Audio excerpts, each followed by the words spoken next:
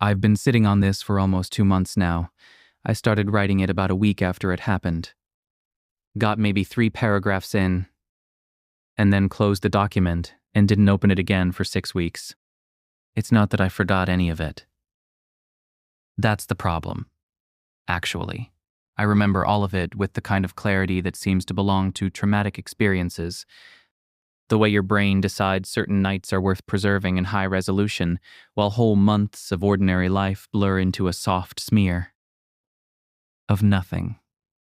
I remember the smell of the store, the particular hum of the cooler compressors, the way the highway looked through the front windows at 3 a.m.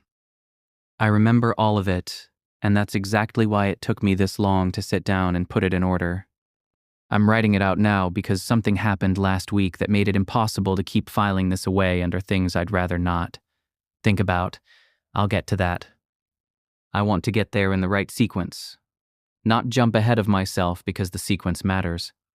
It matters for understanding how it built, how something that started as a mildly uncomfortable new job became the worst night of my life, and how the worst night of my life apparently didn't end when the sun came up the way I'd told myself it had. So, the job. I moved to a new area about 8 months ago, after a period in my life that I won't get into here. I rented a small house about 35 minutes outside a town called Millhaven, which is a nice enough place with a hardware store and a diner and a pharmacy, and not a great deal else. The rent was cheaper than anything I'd found closer to town, and I needed cheap. The house sat at the end of a county road flanked on both sides by old farmland that had mostly gone to seed, and the nearest neighbor was a quarter-mile in either direction. It was quiet. In the beginning, I thought I wanted quiet. The commute to Millhaven was manageable during the day, but the job I'd found there, stocking shelves at a grocery store, paid $11 an hour and didn't offer enough hours to cover what I needed. I put out some applications to other places in the area, places that were hiring, and one of them came back. A gas station called Crossroads Fuel, which sat on Highway 9 roughly midway between Millhaven and the next town over. A place called Garner Falls, which was about the same size and roughly 22 miles in the other direction. The station was 8 miles from my house down a road that connected my county road to the highway, and the night shift paid a significant premium over what I was making at the grocery store. The listing said the hours were 10 at night to 6 in the morning, 8 hours, 4 nights a week if I wanted them. With the possibility of more, I called, spoke to a man named Gerald, and arranged a trial shift for the following Thursday. I want to describe Crossroads Fuel the way I saw it that first evening. Before anything had happened, while it was still just a place and not the center of something. The station sits at a junction where Highway 9 meets Old Fenwick Road, which is a 2-lane stretch of broken asphalt that used to connect to a mill town before the mill closed in the 80s. Old Fenwick Road doesn't really go anywhere useful anymore. It dead ends at a chain-link fence about 4 miles north where the old mill property begins, which is now officially condemned. But the junction is still there, 2 roads crossing each other in the middle of nothing. And Crossroads Fuel has been sitting at that junction since at least the late 60s, based on the architecture, which is the low-slung, flat-roofed style that made sense when people thought that design was modern. The store itself is small, 6 short aisles of road food and convenience goods, a rack of maps that nobody buys anymore near the door, a cooler wall running the full length of the back, a coffee and hot food station in the far left corner. The counter is near the front, facing the door, with the register on the right side and the security camera monitor on the left. Above the monitor, there's a clock with a cracked face, the kind with actual hands. And to the left of the register, there's a small laminated card with instructions for the pump override system that someone has annotated in. Faded ballpoint pen over the years. The fluorescent lights are the old tube kind, the ones that have a particular frequency to their hum that you stop consciously hearing after about an hour, but that sits in your skull the whole time regardless. Outside, there are 6 pump stations under a wide canopy, and beyond the canopy, the parking lot, which is big enough for a few cars and a couple of semi-trucks if anyone needs to pull over. Past the parking lot, in every direction, is the forest. The trees on both sides of Highway 9 out here are old-growth mixed forest, mostly oak and hemlock. And they come right up to the edge of the road with the kind of density that makes the road feel like a corridor cut through something that was already there and doesn't particularly acknowledge the intrusion. At night, those trees are a wall of absolute darkness. The canopy lights reach maybe 40 feet, and then the dark just starts, abrupt and total. Gerald showed me around for about 20 minutes. He was a man in his mid-50s, with the slightly defeated energy of someone who had negotiated himself into a place of complete, professional apathy and found it comfortable there. He showed me the pump controls, the register, the bathroom key procedure, the basic incident logging. He said I should call him if anything came up, but he said it in the tone of someone who did not actually expect to be called. Then he pointed me at Petra, who would be finishing her shift as I started mine, and said she could answer any other questions. Then he left with the haste of a man who had somewhere better to be, which I later realized was just his home, which was apparently reason enough. Petra. I need to describe Petra carefully because she matters in ways I didn't understand, until much later. She was in her late 20s, maybe 30, with dark hair pulled back and the look of someone who had learned to be very still as a default setting.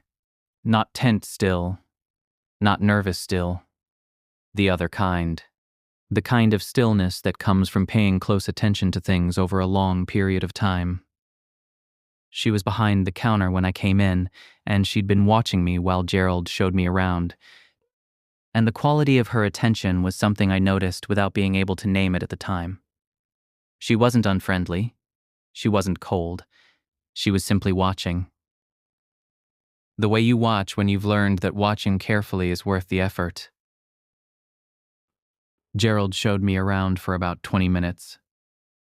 He was a man in his mid-50s, with the slightly defeated energy of someone who had negotiated himself into a place of complete, professional apathy and found it comfortable there. He showed me the pump controls, the register, the bathroom key procedure, the basic incident logging. He said I should call him if anything came up, but he said it in the tone of someone who did not actually expect to be called. Then he pointed me at Petra, who would be finishing her shift as I started mine, and said she could answer any other questions. Then he left with the haste of a man who had somewhere better to be, which I later realized was just his home, which was apparently reason enough. Petra. I need to describe Petra carefully because she matters in ways I didn't understand, until much later. She was in her late 20s, maybe 30, with dark hair pulled back and the look of someone who had learned to be very still as a default setting. Not tense still, not nervous still, the other kind. The kind of stillness that comes from paying close attention to things over a long period of time. She was behind the counter when I came in, and she'd been watching me while Gerald showed me around. And the quality of her attention was something I noticed without being able to name it at the time. She wasn't unfriendly. She wasn't cold. She was simply watching. The way you watch when you've learned that watching carefully is worth the effort. I was already composing a polite response along the lines of, "Sure. No problem," while mentally cataloging this as some kind of new hire ritual. A spooky story they told everyone their first night to see how they'd react. I kept my face neutral and let her continue. She told me about the lights. She said that if the overhead fluorescents flickered, normal fluctuations were fine and happened sometimes, but that if they did it twice in quick succession, 2 distinct pulses close together, not a single flicker, but specifically a double beat, I should stop whatever I was doing and go immediately to the storage room at the end of the back corridor. She said I should go without running, without making any particular noise, and that I should close the storage room door and wait with the lights off until the overhead lights on the main floor had been stable for at least 10 minutes before coming back out. She said 10 minutes was the minimum. She said she usually waited 15. She told me about the security cameras. The monitor on the counter displayed 4 feeds from 4 cameras: the parking lot front, the parking lot rear, the side of the building near the propane cage, and the interior of the store. She said the cameras were old and had occasional interference, which Gerald had been meaning to fix for about 3 years, and that sometimes the feeds showed things that weren't entirely explained by the usual causes of camera interference. She said that if I saw movement on any of the external feeds, when the corresponding area appeared empty from the windows, I should not stare at the monitor. I should glance at it, register what I'd seen, and then look away and behave as I had been behaving before I noticed.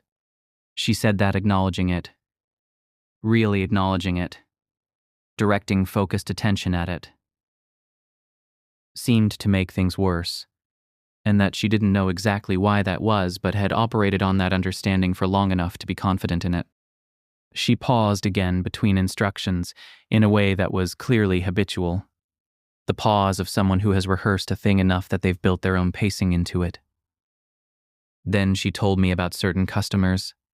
She said it carefully, and with more obvious difficulty than the other things, as if this one required more from her to describe. She said that occasionally, on the night shift, a person would come in who appeared at first glance to be completely ordinary, that they would look like any other customer at any other gas station at any hour, a traveler, a trucker, someone passing through. She said these people were not obviously wrong in any large or dramatic way, but she said that if I looked at a customer and noticed, with the specific quality of noticing something that keeps nagging at you even when you can't identify it, that they were not blinking, that their eyes were open and remained open with a fixed, settled quality that a normal pair of eyes simply doesn't have. Then I should serve them with full efficiency and minimum engagement, ring up whatever they were buying, take their money or run their card, give them what they needed, and do it all without unnecessary conversation and without prolonged direct eye contact. She said not to be rude, not to be visibly nervous, not to do anything that communicated I had noticed. She said to be efficient, be pleasant in a neutral way, and be done with the transaction as quickly as naturally possible. She stopped there. She looked at me for a moment with that same quality of careful attention. I said something like, "Okay, thanks. I'll keep all that in mind." I probably smiled. I was being careful with her feelings, trying to be respectful of what was obviously some kind of elaborate in-joke or tradition, while also not being so enthusiastic about it that she'd keep going. She looked at me for a second or two longer than felt comfortable and then said, very quietly, that she had worked at Crossroads Fuel for 2 years and 3 months. She said she had followed each of those practices every single shift and had always gotten home. She said she was telling me this not because she enjoyed telling it or because she thought it made for a good story, but because she had been told by the person before her, and that person had been told by someone before them. And this was the way the knowledge moved. Then she put on her jacket, picked up her bag, said good luck, and walked out. I watched her taillights from behind the counter. They went east, toward Garner Falls, and the darkness closed behind them like water. I made myself coffee. I took stock of the store, straightened a few things, familiarized myself with the register. I found a paperback wedged behind the counter, something with a creased spine and a thriller's font on the cover. And I set it on the counter where I could reach it during slow stretches. I was completely rational. I was a reasonable adult who had just been fed an elaborate yarn by a coworker with either a very dry sense of humor or a vivid inner life. And I had 4 shifts a week to get through and rent to cover. I put Petra and her rules in a box in the back of my mind, and I focused on getting through the first night without doing anything wrong. For the first hour, it was every bit as unremarkable as Gerald had promised. 2 cars came through between 10 and 11, both pumping their own gas, one of them coming in for a bag of chips and a bottle of water. A woman in her early 40s who seemed to be driving somewhere important and was unhappy about it, who paid with a card and didn't look at me and went back to her car without speaking. An older man who fumbled with the chip reader and apologized twice and told me he hated these new machines. And I told him it happened to everyone, which was true. Ordinary. Completely ordinary. At 11:10, a semi pulled in and parked at the far end of the lot, and a driver came in for a coffee and 2 packaged sandwiches and a newspaper. And we talked for about 3 minutes about highway conditions heading west, which he said had been fine but that there was supposed to be rain by morning. He went back to his truck, and I watched the cab light come on and stay on. He was settling in to sleep for a few hours, probably, doing his legal rest requirement, and I was glad for the company of his presence, even at that distance. Around 12:15, the semi's cab light went off. The highway had been slowing down for the last half hour, the frequency of passing headlights spacing further and further apart. By 12:30, I counted maybe 1 car every 20 minutes. The store was very bright and very quiet. And the radio above the coffee station played a soft rock station that faded to static, and then came back, faded, and came back, because the signal out here was exactly as weak as Gerald had told me it would be. The static was worse, in a way, than silence would have been. It had a quality of being almost something, almost a voice, a signal perpetually on the edge of coming through. I was reading, doing okay, when the coffee machine clicked. It was a specific click, not the machine cycling down, which I'd already heard twice and had a particular liquid, descending quality to it, but the activation click, the brief double tap that preceded a brewing cycle. I looked up from the book. The coffee machine's display showed the idle screen. Nothing was brewing. Nobody had touched it. I was the only person in the store, and I'd been at the counter for the last 20 minutes. I got up and went over to it, pressed a couple of buttons. Everything seemed normal. I went back to the counter. 12 minutes later, the cooler at the back wall made a sound I hadn't heard it make before. The compressor's usual hum was deep and consistent, and I'd already stopped consciously registering it, the way you stop consciously registering any constant sound after enough time. This was different, a lower frequency, almost subsonic, a vibration that I felt in my sternum before I heard it in the room. It lasted about 5 seconds and then stopped cleanly, as if someone had pressed a button. I stood up and looked at the cooler. I walked back and checked the temperature display, which was fine. I looked at the drinks lined up behind the glass, all undisturbed. I stood there for a moment and felt something that I want to describe accurately. Not fear yet. Not exactly. But a slight alteration in the air of the room. A change in quality. The way a room feels different after someone has left it. Even if you didn't hear them leave, some trace of presence, or absence, or the residue of something that was one and has become the other. I went back to the counter and tried to read. The words were there, and my eyes moved over them, but the meaning was taking longer to arrive, and I found myself pausing at the end of paragraphs and not entirely being sure what had just happened in them. At 20:01 in the morning, I looked at the security camera monitor. I wasn't looking for anything specifically. It's a small screen at the left edge of the counter, and it sat in my peripheral vision. And glancing at it became reflexive. Over the course of the first hour, the way any screen in a room eventually draws the eye. It was one of those glances, not deliberate, not searching, just the automatic pull of a lit rectangle in my field of vision. But when my eyes moved to it, I stopped. The bottom left quadrant showed the rear parking lot camera. The lot was empty. The semi was on the far right edge of the frame, dark and still, but the rest of the lot was flat gray asphalt under the wash of the floodlights, except at the very bottom of the frame, near the edge where the asphalt gave way to the gravel shoulder that preceded the tree line. There was movement. Something was passing through the bottom of the frame from left to right, moving at a slow and entirely unhurried pace. It was in frame for less than 5 seconds before it moved out of the right edge of the picture and was gone. I looked up immediately at the windows facing the rear of the property. The lot was empty. The floodlights were on. There was nothing there. I held my eyes on the window for a long time, long enough that my eyes adjusted to the glass and I could see clearly all the way to where the light reached its limit and the dark forest began, and there was nothing in that space. Not a deer, not a person, not a shadow or a shape of any kind. I looked back at the camera monitor. The rear lot feed was static and empty, showing me the same flat gray asphalt it always showed. I am going to be honest about what I felt in that moment. It was not dramatic. It was not a spike of fear or a cold wash or a chill down the spine, the way these things get described. It was something slower and more fundamental. A recalibration.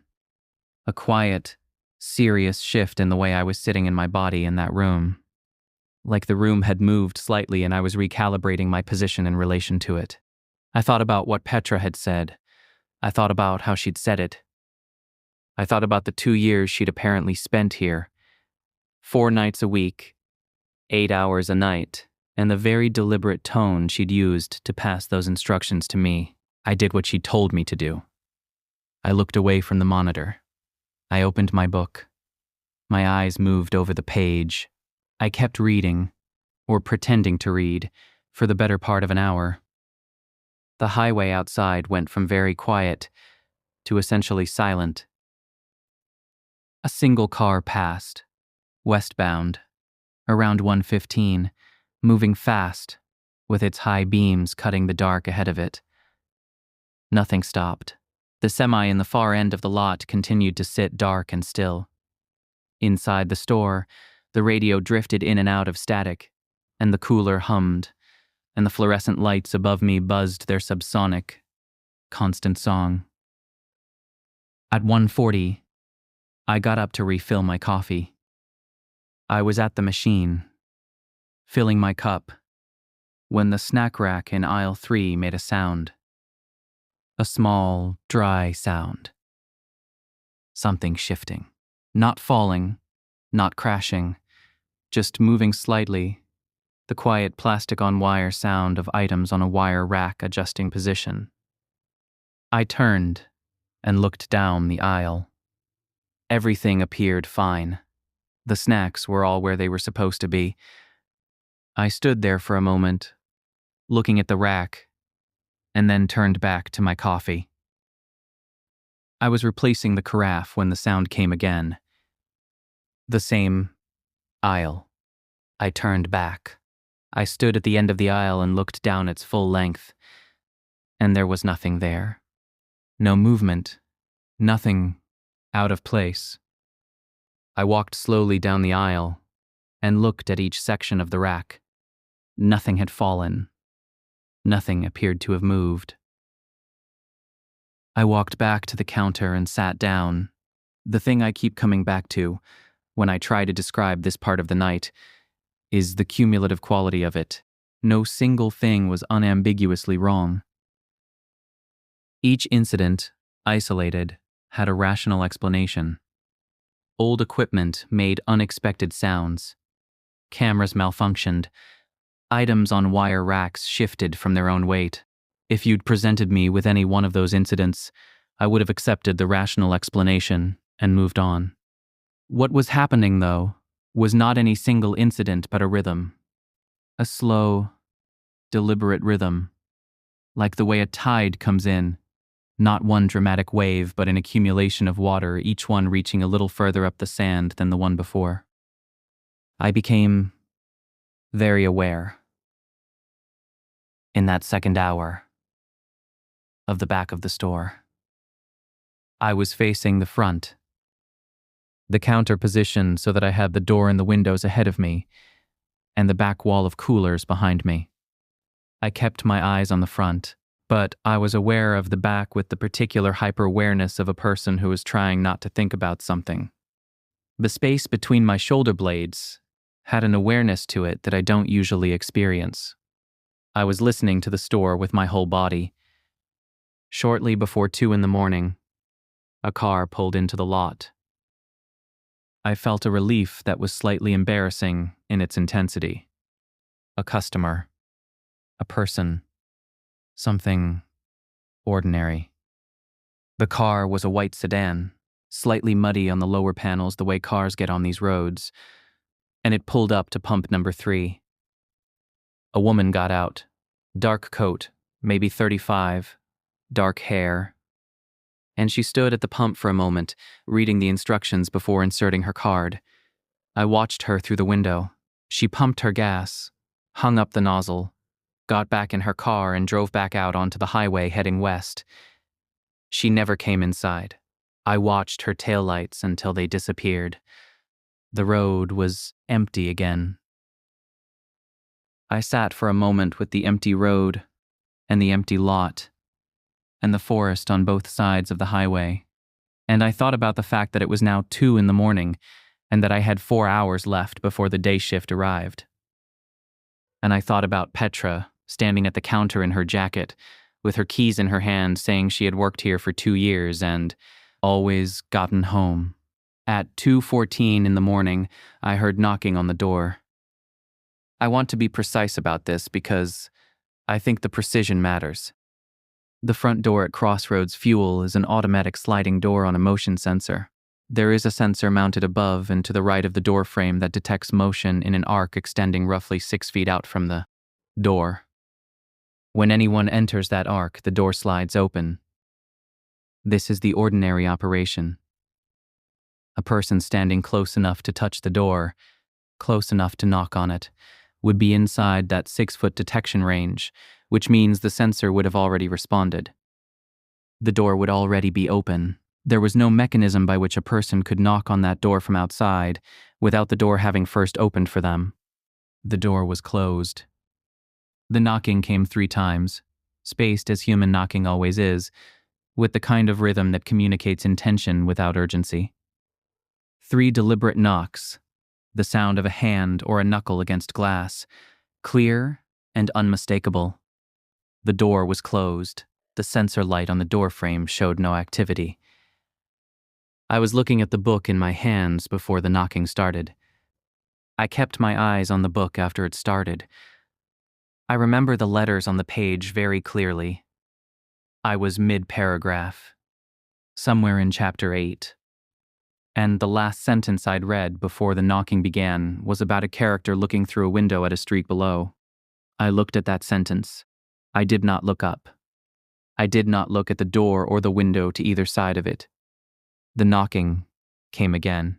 3 more, the same rhythm, the same patient tempo. No increase in urgency, no change in character. Just 3 knocks. Waiting. I stayed where I was. I moved my eyes along the words on the page without reading them.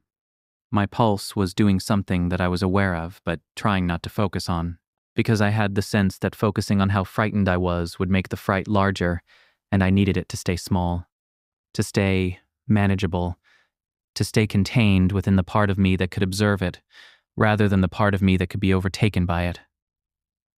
3 more knocks.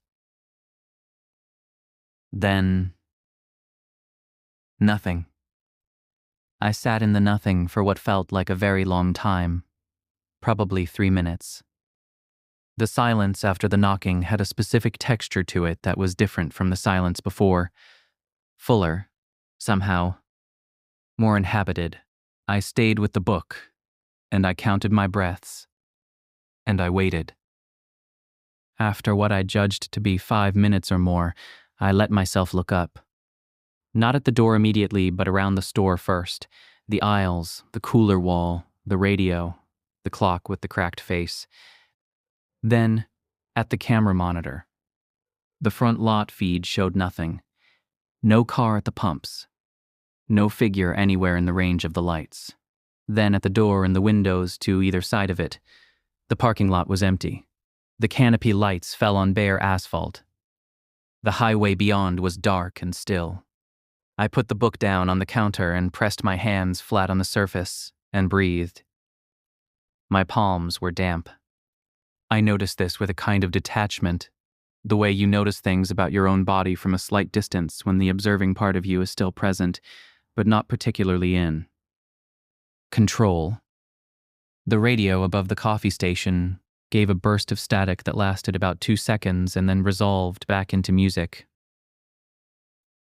I flinched badly enough that I nearly knocked my coffee over. I steadied the cup, and I sat there, and the music played, and the store went back to its ordinary sounds, and I waited.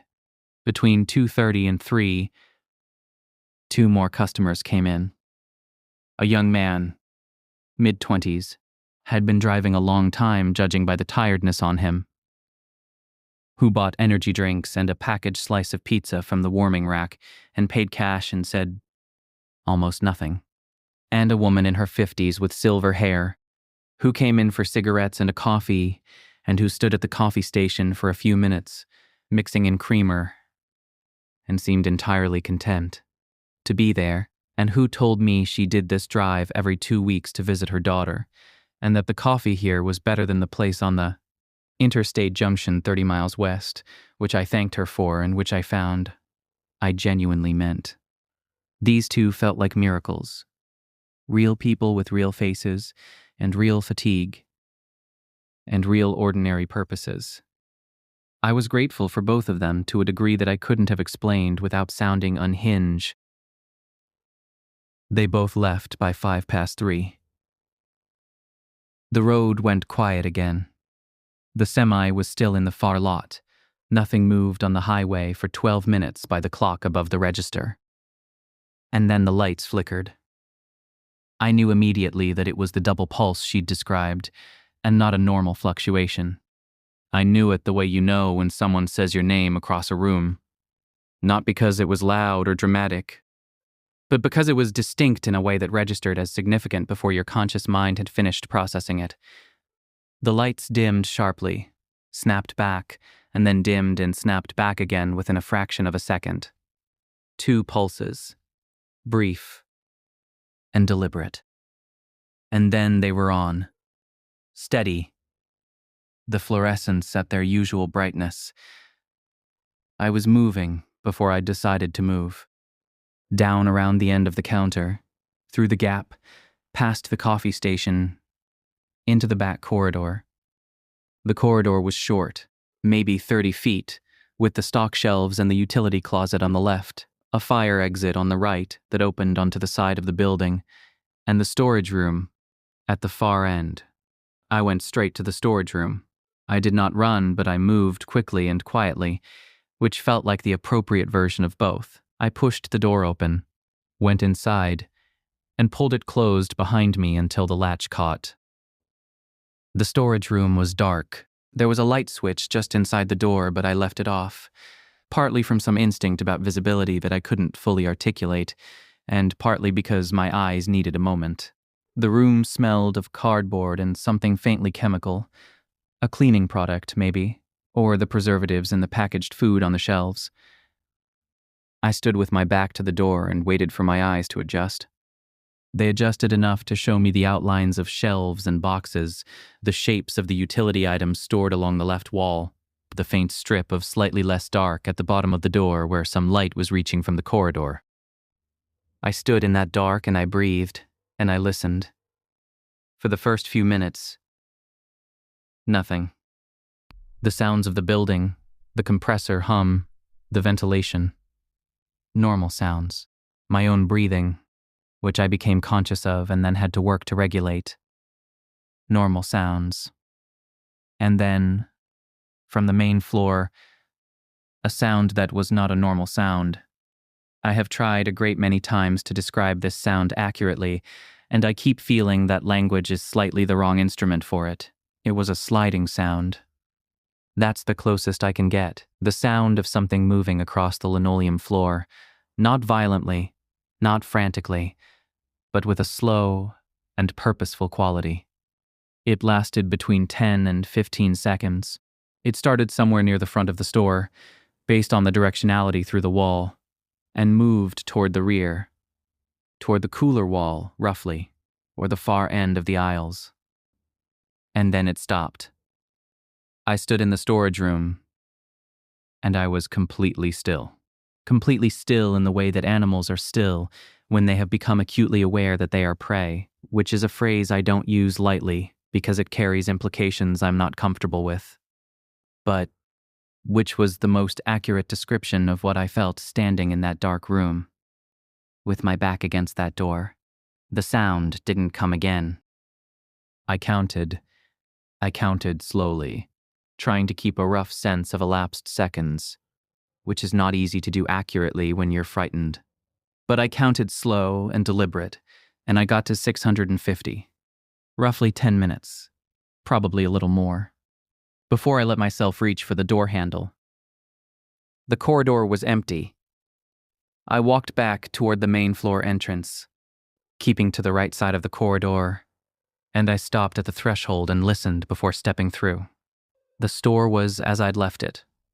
Lights on, the coffee machine idle in the corner, the radio playing, the camera monitor showing its 4 feeds. I looked at each aisle from the end of the counter, empty. I walked the length of the store slowly and checked each one. Nothing in them. I came back to the counter and stood behind it for a long moment, looking at the floor. The linoleum near the middle of the store, between aisle 2 and aisle 3, looked different. I need to be careful here, because I might have been wrong about this, and I was in a state where my perception of things was not entirely trustworthy. But there was an area of floor that looked as if it had been disturbed. Not a mark, not a smear, more like the way a polished floor shows. In certain lights, the trace of weight on it, the slight compression of a surface that has been pressed.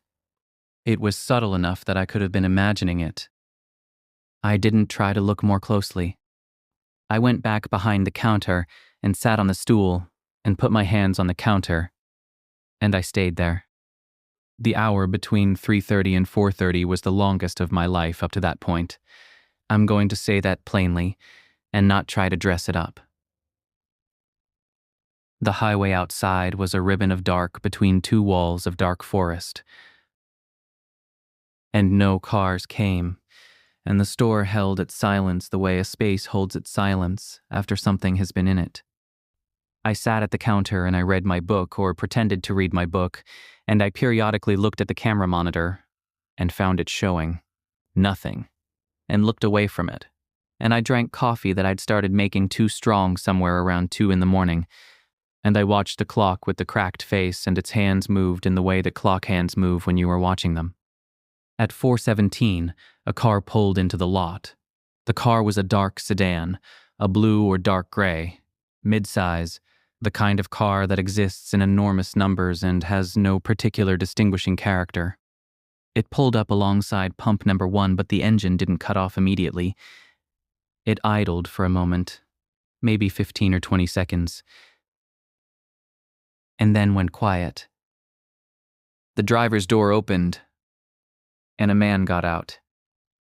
He was tall, somewhere in his mid to late 40s, with gray showing at his temples above a face that I would have described, in any other context, as completely unremarkable. The face of someone's father, someone's neighbor. He wore a yellow windbreaker, one of those lightweight packable ones in a bright, unambiguous yellow that in daylight would have made him easy to spot from a distance. He came to the front of the car and looked at the pump, and then he turned and looked at the store. Even through the glass, at that distance, I felt the quality of that look. Not menacing, not aggressive, simply direct in a way that most people aren't when they're looking at a building. Most people look at buildings incidentally, habitually, their gaze landing and moving on. He looked at the store the way you look at something you've been waiting to see. He came inside. The sensor triggered and the door slid open and he came in. He walked directly to the cooler at the back and stood in front of it for what I estimated to be about 30 seconds, longer than most people stand in front of a cooler, but not dramatically so, before selecting a bottle of water. Then he came to the counter. He set the water down, and I noticed. I have written several versions of this paragraph and deleted them all because none of them quite captures what the noticing was like. It wasn't a dramatic revelation. It wasn't a sudden realization. It was more like what happens when you've been looking at something that seemed ordinary and then your perception shifts slightly, like those optical illusion pictures where you see one thing for a long time and then suddenly you see the other thing and can't understand how you didn't see it immediately. Something about his face was not settling correctly in my vision, and for a moment I couldn't identify what it was. And then I could. He wasn't blinking. Not blinking rarely, not blinking slowly, not the minimal blinking of an exhausted person. His eyes were open and they stayed open, and the quality of their openness was wrong in a way that's difficult to describe without sounding imprecise. The human eye in its resting state is in constant subtle motion, micro-adjustments, tiny variations, the constant minor activity of a living organ engaged with the world. His eyes were still, open and still, fixed on me with the quality of something behind glass, something preserved. I rang up the water. I said the price, I'm fairly sure, in a normal voice. I don't know how I managed that, but I know I did it because he reached into the pocket of the yellow windbreaker and produced exact change.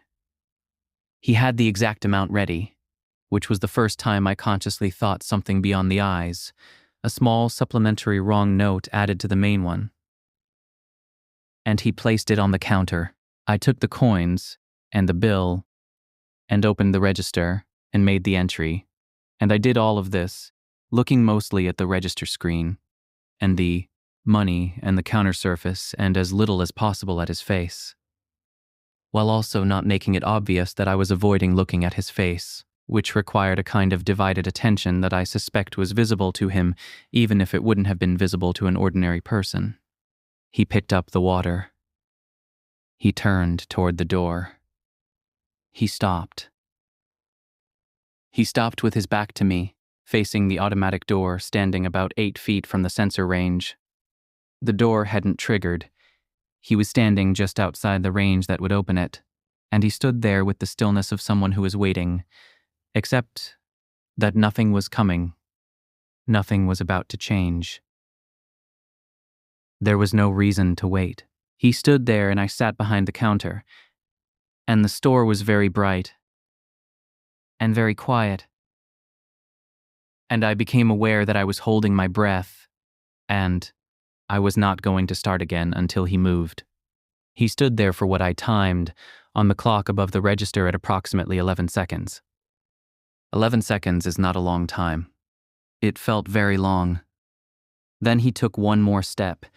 The sensor triggered. The door slid open, and he walked out. I watched him cross the lot to the dark sedan, watched the door open and close, watched the headlights come on. I watched the car pull out onto the highway. I watched it head west. I sat for a long time after that without moving. I don't know exactly how long. The clock said 4:26 when I finally looked at it, which meant 9 minutes had passed since his car pulled in, which seemed impossible. 9 minutes. It had felt like an hour while it was happening, and now, from the other side of it, 9 minutes seemed like a length of time too small to contain what it had held. At 4:50, one more car came through. A woman heading east who paid at the pump and didn't come inside. At 5:15, the sky outside shifted color. Not dramatically. There was no moment of sunrise visible from inside the store. The forest on both sides of the highway blocked too much of the horizon for that, but the quality of the dark changed. The absolute black of the tree line became a slightly different shade, a very deep blue-gray. and the shapes of the individual trees at the edge of the forest started to differentiate themselves from the mass of darkness. Dawn was coming. Not there yet, but coming. The information of it reached the highway before the light did. I cannot describe the relief of that color change accurately. It was disproportionate to any rational calculation of what had changed. It was still dark. I was still alone. There were still 40 minutes until the day shift arrived. But something in me unclenched at the first evidence of approaching morning in a way that told me things about how frightened I had been, things I had managed not to fully know while I was in the middle of the night. The day shift attendant arrived at 6:04. His name was Danny, a man in his 30s who seemed enormously ordinary, and whose ordinariness I wanted to press my face against like a warm wall. He said, "Good morning." I said, "Good morning." He asked if it had been quiet, and I said yes, mostly. He nodded and went behind the counter and started his check-in routine. I gathered my things. I said goodbye. I walked out into the parking lot, which was gray and ordinary in the early morning light, the asphalt showing its age and its cracks and its oil stains and all of its mundane, physical reality. I drove home. The county road in the early morning was very still, the farmland on both sides showing the first pale light. I parked in my driveway, and I sat in the car for a minute before going in, not because I was afraid of anything, but because I needed the transition. I needed a moment of just sitting in a parked car in a known place before crossing the threshold. I texted Gerald at noon that day. I told him the job wasn't a good fit, and I was sorry for the short notice. He replied with, "Okay, thanks," in under 2 minutes, which told me this was not the first time he'd received this message. I wondered how many other people had sent it. I wondered what they had or hadn't seen, how long they'd lasted, which of Petra's rules they'd followed and which they hadn't, and what had happened as a result. I wondered about the person before Petra who had told her, and the person before that person, and how far back the chain of instruction went. I spent the next few days trying to be rational about it. The knocking, old buildings settle. The door mechanism might have made sounds I'd interpreted as knocking. I had been in a primed psychological state after Petra's speech. The camera, interference, a reflection, a trick of light on a dirty lens. The sounds from the store, equipment, temperature fluctuations, a building that had been standing on that particular junction for 60 years and had its own mechanical vocabulary. The man in the yellow windbreaker, a tired driver with a medical condition, dry eyes, a neurological thing, someone who simply didn't blink much and who had paused at the door because he was distracted. These explanations were available to me, and I used them. I lived inside them for about 5 days, and they did the job adequately. On the 6th day, I drove into Millhaven for groceries. This was a Saturday, mid-morning, bright and ordinary. I spent maybe 40 minutes in the store, bought what I needed, drove home, brought the bags inside. I made lunch. I read for a while. I went to bed at a reasonable hour.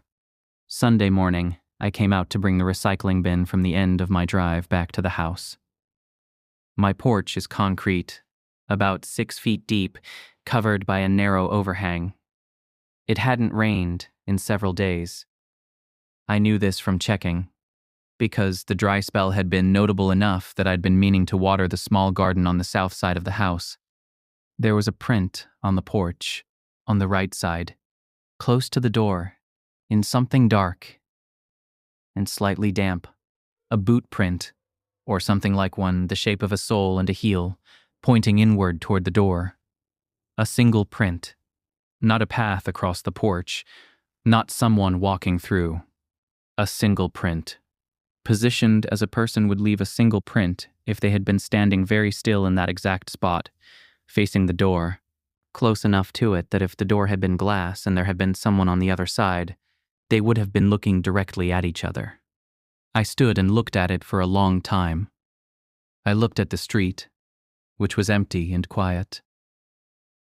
I looked at the driveway, which was gravel and would not have shown prints clearly, and at the yard, which was dormant grass and would have shown them, and didn't. I went inside. I sat at my kitchen table and looked at the wall. I had a security camera on the front of the house. I'd installed it when I moved in. A basic model with a wide-angle lens and motion-activated recording, feeding to an app on my phone. I'd set it up as a general precaution when I moved into an isolated place, not because I anticipated anything specific. The footage was stored on the app in rolling 48-hour windows. I pulled up the footage from the previous night on my phone. Most of it was empty. The street, the driveway, the front yard. A car passing at 11. Another at around 1 in the morning. The fox I'd noticed several times before, crossing the frame at the edge of the yard. 2:40-something. A moth that the camera's sensitivity picked up near the light over the door. 3-something. At 4:11 in the morning, something appeared at the edge of my driveway. The edge of my driveway is at the limit of the camera's range, and it's also at the edge of the streetlight's coverage.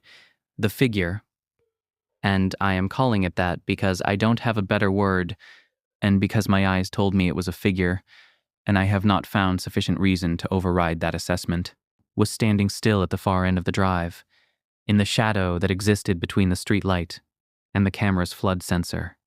I could see it as a shape, upright, proportioned as a person would be, tall. Something on its upper body caught the ambient light in a pale, slightly reflective way, not brightly, not dramatically, but a quality that in daylight might read as a bright, solid color, something like yellow. The shape stood at the end of my driveway for 4 minutes and 23 seconds by the timestamp. It did not move. It stood in the way that a person stands when they are simply standing, not agitated, not searching, waiting, or watching, or both. It faced the house.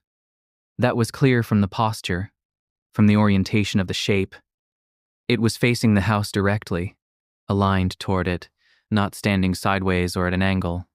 At 4:15 in some seconds, it turned. The turn was unhurried. Then it walked away, east along the street, and in a few steps it was outside the camera's range. And the frame was empty. I watched this 3 times. I watched it a 4th time, pausing at various points, zooming in on the shape, which the zoom didn't improve. The resolution failed at the limit of the camera's range, and I got only a blurred enlargement of something that my brain insisted was a person, and my eyes couldn't confirm. I looked at the pale, faintly reflective quality of the upper body and thought about a yellow windbreaker, a lightweight, packable one in bright yellow, the kind that catches light the way that footage showed catching light. I sat at my kitchen table for a long time. I have since moved the camera. I've repositioned it to cover more of the driveway in the immediate front of the house, and I've added a second one at the back. I've changed the motion sensitivity so that anything larger than a small animal triggers a phone notification. I've also adjusted my own habits in ways that I notice, but find difficult to fully articulate. I check the overnight footage first thing every morning, which has become as regular and obligatory as making coffee. I am more aware of my car when I come home after dark, of whether anything is parked on the street, of whether the street is empty in the way an empty street should be. I am more aware of sounds in the house at night, of the settling of walls and floors, of whether the sounds are ordinary and in the sequence that ordinary sounds arrive. Most nights the footage shows nothing. Most mornings there is no print on the porch, which I also check. Most nights I sleep reasonably well, which surprises me, though I think the surprise is decreasing as the pattern holds. About 3 weeks after the night at Crossroads Fuel, I drove out that way. Not to the station. I took a different road that ran parallel to Highway 9 before it eventually met the highway several miles past the junction. I don't know exactly what I was trying to do, going out there. Look at the place from a distance, maybe. Verify that it existed in the ordinary daylight way that things exist, that it was just a small, unremarkable gas station on a highway junction surrounded by trees. I got close enough to see the canopy, the flat roof, the sign, and then I turned around and drove back. It existed. I've tried a few times to find out more about the station, how long it's been operating, whether anything significant has been recorded about the area or the junction, what the history of the property is. I haven't found anything useful. Gerald's company appears to be a small regional chain with a minimal web presence. There's no local history about the junction online that I could locate. Old Fenwick Road's history ends with the mill closure and doesn't go anywhere more interesting than industrial decline and real estate. Limbo. I did, about a month later, drive to Garner Falls on an errand, and I kept my eyes open for Petra. I'd thought about her often. I'd thought about what 2 years of night shifts at that place meant, what you saw and learned in that time, what kind of person you became through the particular education of those nights. I didn't find her. I don't have her last name. I don't have any contact information for her. The knowledge she passed to me is what I have. And the single night I spent there, and the footprint on my porch, and the footage on my phone that I haven't deleted.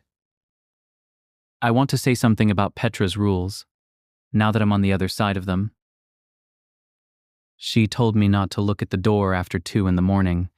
She told me to go to the storage room when the lights flickered twice. She told me not to stare at the camera when it showed me something in an empty parking lot. She told me how to handle a customer who didn't blink. These were specific, bounded, practical instructions.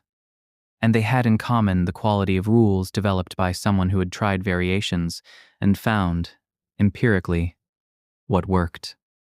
They were not superstitions in the way that superstitions are usually understood, arbitrary and inherited uncritically from cultural anxiety. They were more like protocols. The kind of protocols that emerge from repeated contact with a thing that doesn't change, that behaves consistently enough that consistent behavior and response can be developed. What I keep wondering, and I don't have an answer, and I'm not sure I want one, is what the rules were protecting against specifically. I followed them and I got through the night and came home. What happens when you don't follow them? What did the knocking want? What was the thing that passed through the rear parking lot in the camera frame? What was looking at my front door at 4:11 in the morning? And what would it have done if I hadn't followed the instructions I'd been given? I don't know. I think Petra might know, or know something. I think whatever she knows is the reason she spent 2 years at that station and not longer, and the reason she passed the rules along with the careful tone of someone handing over something fragile.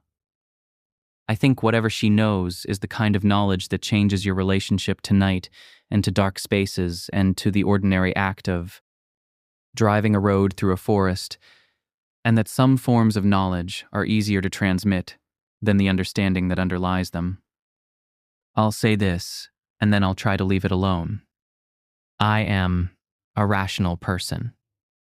I was raised in a rational household, educated in rational institutions, and have spent my adult life in a more or less rational engagement with the world. I believe in physical causes for physical events. I believe, as a general orientation, that the things that frighten us in the dark are almost always ordinary things transformed by darkness and anxiety into something that seems worse than it is. I still believe most of this.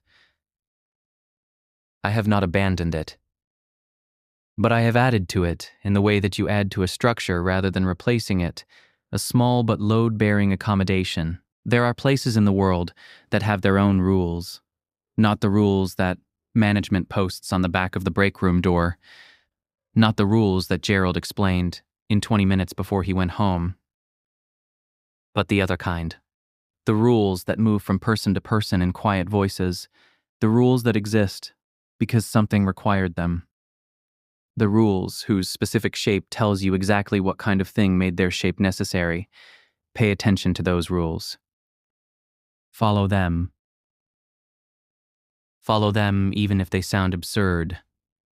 Follow them even when the rational part of your mind is composing polite, skeptical responses.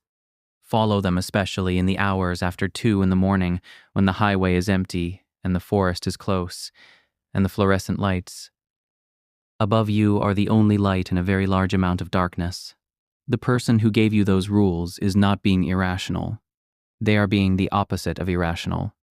They are telling you what they've learned to survive a place that other people didn't survive, or left before they had to find out.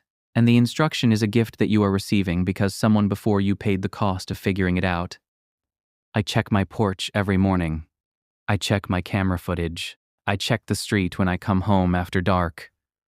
I don't drive past the junction on Highway 9, and I don't intend to.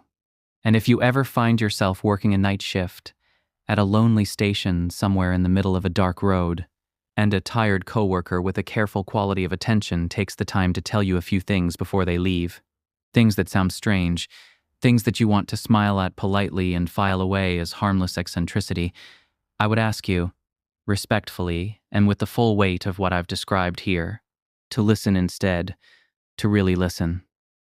To put down whatever rational skepticism you're carrying, just for those few minutes, and let the instructions land in you. And stay there. It's a small thing. It costs you nothing. It might cost you everything. If you don't,